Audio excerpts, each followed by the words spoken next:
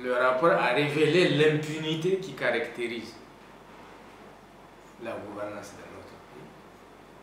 Parce qu'il y en a même qui ont zéro mise en œuvre. Vous prenez des sociétés d'État qui ont zéro mise en œuvre. Et d'ailleurs même le CSC. Le CSC n'a fait que mépriser la République. Parce que ne pas répondre au courrier de la Cour, il ne méprise pas la Cour, mais il méprise la République au nom de laquelle les animateurs du CSC étaient là où ils étaient. C'est grave ça. Comment on peut faire une République avec des gens qui narguent la République? Deuxièmement, vous avez vu, évidemment, par rapport à la déclaration des biens, il y a un ministre, c'est le ministre de l'Équipement, qui a refusé de se soumettre à l'obligation. Et vous allez constater qu'il va rester membre du gouvernement. Il est toujours membre du gouvernement.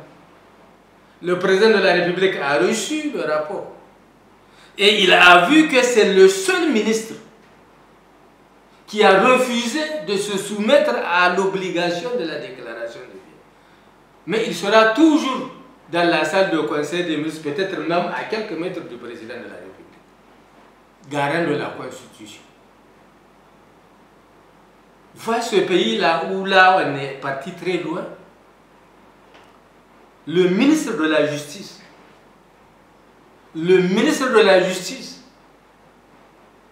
il ne fait pas la mise à jour de sa déclaration. Le ministre de la Justice. La présidente de la Haute Cour de Justice, députée, elle refuse de faire la déclaration des biens. Le président de la Commission nationale des droits de l'homme refuse de faire la déclaration des biens. Mais est-ce qu'on est dans une république? Comment des gens qui jouissent du privilège de la République peuvent narguer la République à ce point-là? Parce que tout simplement, l'impunité faisant les lois, on a refusé volontairement de prendre une loi qui sanctionne le retard et le défaut de la déclaration. Mais est-ce qu'un pays peut marcher comme ça?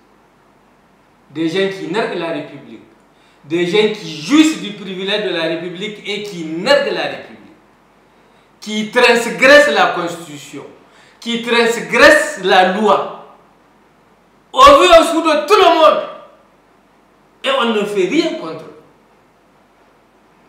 Parce que le système politique nigérien fait croire aux politiciens que le fait de soutenir le président de la République, c'est une garantie de l'impunité politique.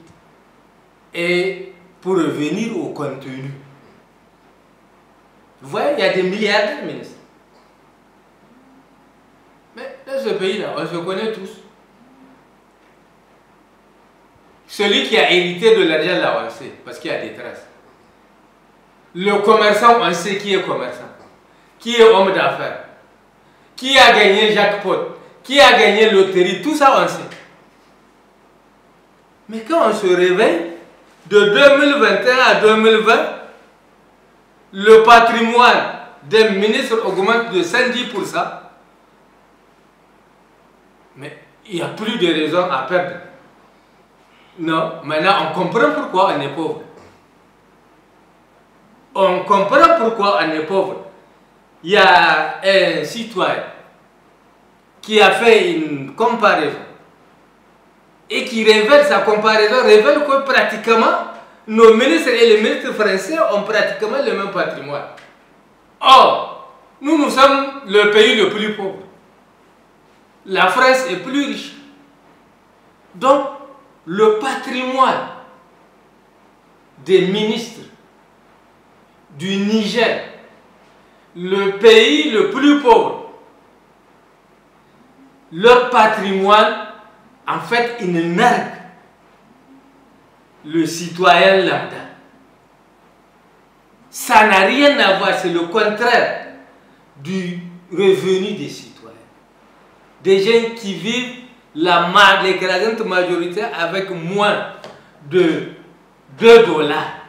Et voilà ces ministres qui ont pratiquement les mêmes richesses que les ministres français. Donc, j'espère, parce que là, vraiment, c'est sérieux. Ce qu'il y a dans le rapport là, ça doit inquiéter tout le monde.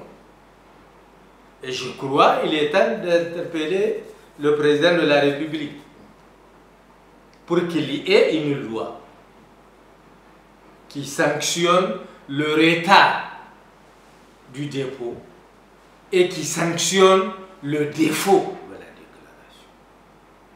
Ça, c'est un. 2.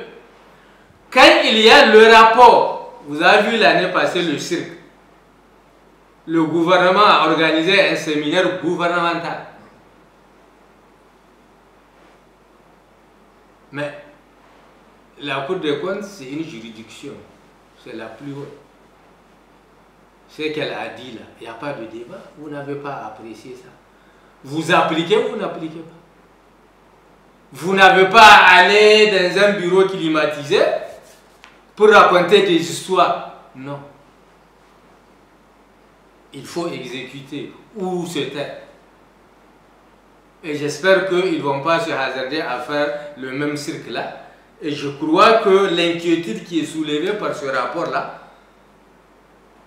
doit aussi attirer l'attention du président de la République pour qu'il sévisse par rapport aux responsables des sociétés d'État qui ne respectent pas la République, par rapport à ces ministres qui ne respectent pas la République, par rapport aux chefs d'institution qui ne respectent pas la République, parce qu'il a juré sur le Coran de respecter et de faire respecter la Constitution de la République. Il lui appartient de le faire. Et le dernier aspect, ce n'est même pas la peine, c'est le compte des partis politiques. Ils n'ont déposé aucun compte sincère, régulier et sincère, aucun. Et d'ailleurs, ça ne vaut pas la peine, c'est pour cela qu'on a suspendu même la subvention. Parce qu'ils ne peuvent pas se conformer à la charte des partis politiques, ils ne peuvent pas. Parce qu'ils ont internalisé l'impunité. Et tous nos problèmes du Niger viennent des partis politiques. Parce que ceux qui dirigent le pays, c'est les partis politiques. Si ces gens ont acquis une culture d'impunité, mais vous croyez que c'est quand ils vont avoir les moyens de l'État qu'ils vont se conformer à la loi? Non, jamais. C'est ça notre problème. C'est les hommes politiques qui dirigent le pays. Et malheureusement, c'est les hommes politiques qui ne respectent pas la loi. Même en n'était rien du tout. Celui qui en n'était rien du tout ne respecte pas la loi, vous croyez quand il sera ministre, il va la respecter? Vous croyez quand il sera président d'une institution, il va la respecter? Non. Tout notre problème, c'est les partis politiques. Ils ne sont pas capables de respecter la charte, ils ne vont jamais la respecter.